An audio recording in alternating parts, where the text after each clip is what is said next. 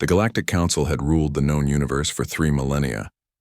Their gleaming stations orbited dying stars, their fleets patrolled trade routes with mechanical precision, and their laws governed 1,000 species across 10,000 worlds.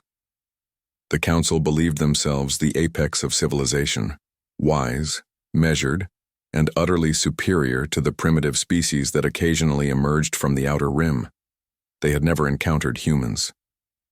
Admiral Zexhai of the Valthran, Hegemony stood on the command bridge of the Eternal Dominion, watching the tactical display with growing unease. 3 standard rotations ago, long-range sensors had detected an anomalous signature approaching from the Sol system, a sector the Council had written off as containing nothing more than a pre-spaceflight species obsessed with tribal warfare. Status report, Zexhai commanded, his 4 arms working multiple control interfaces simultaneously. The object maintained steady approach velocity, his tactical officer reported, her chitinous carapace clicking nervously. Mass readings are inconsistent with known vessel classifications.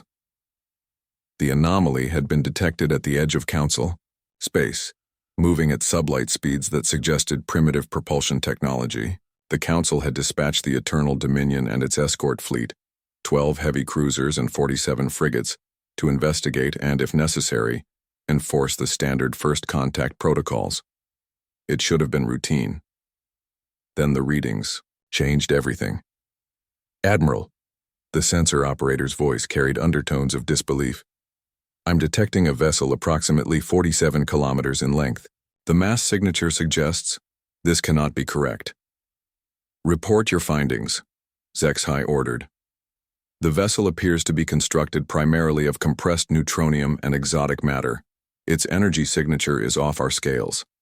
Admiral, if these readings are accurate, this single ship possesses more raw destructive potential than our entire core fleet. Silence fell across the bridge. The core fleet consisted of over 10,000 vessels, each one capable of sterilizing entire worlds. The idea that a single ship could match that firepower was beyond comprehension. Open a communication channel, Zexhai commanded. We will follow standard protocols. The view screen flickered to life, displaying the approaching vessel. Even the Admiral's composed demeanor cracked at what he saw. The human dreadnought was a monstrosity of engineering, angular and brutal where Council ships were elegant curves, its hull scarred and battle-worn where theirs gleamed pristine. Weapon emplacements covered every surface like the spines of some prehistoric predator. A transmission crackled through the static. This is Captain Sarah Chen of the UES Defiance, representing the Terran Federation. You have 3 minutes to withdraw from this system before we consider you a hostile force. The bridge erupted in indignant chittering and clicking. Zexhai raised a primary arm for silence. Never in Council history had a first contact species made demands. The audacity was unprecedented. Unknown vessel, Zexhai replied. I am Admiral Zexhai of the Galactic Council. You are in violation of 2 minutes 50 seconds. The human's voice was flat, emotionless. Zexhai felt his gill slits flutter, an involuntary stress response his species had supposedly evolved past. You do not understand, he continued. We represent the supreme authority in this galaxy.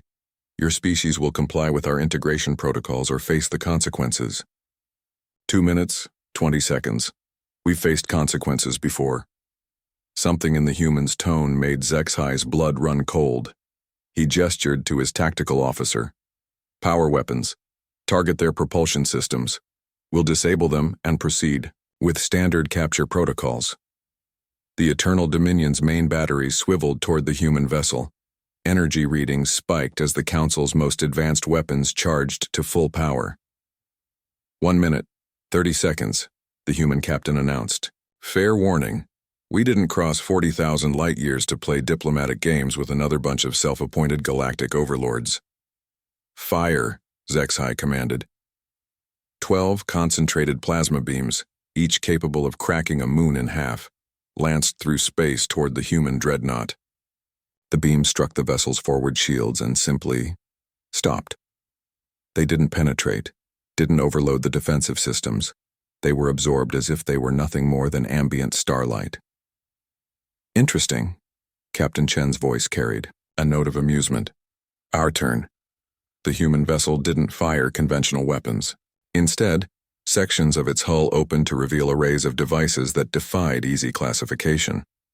Space itself seemed to ripple around the dreadnought as reality bent to accommodate technologies the Council had never imagined.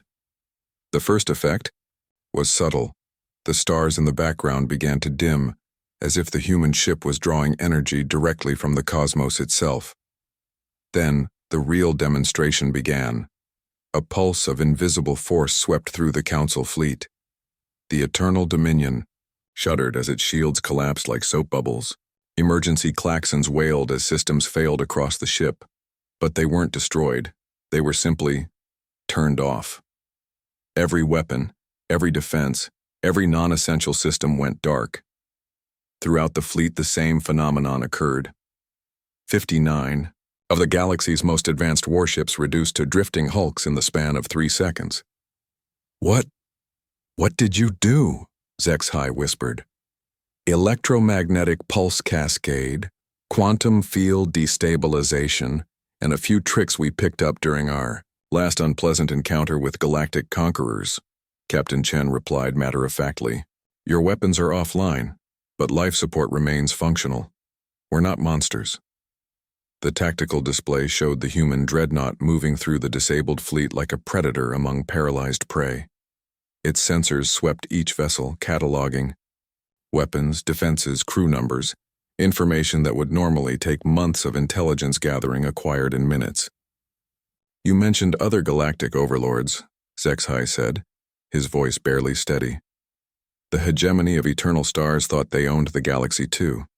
They strip-mined 12 of our colonies and enslaved 3 billion humans before we finished building. Ships like this one. The captain's voice hardened. Would you like to know what happened to them? HFY didn't answer. He didn't need to.